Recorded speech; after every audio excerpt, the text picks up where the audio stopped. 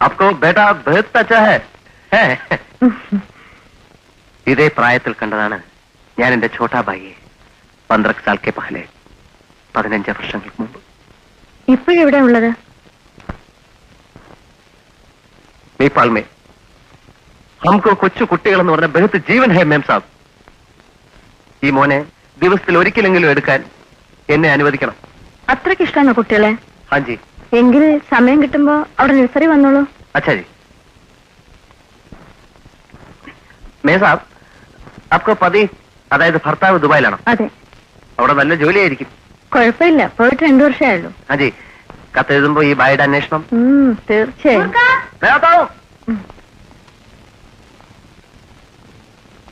चल चल चल मेरे साथी, ओ मेरे साथी, ओ मेरे हाथी.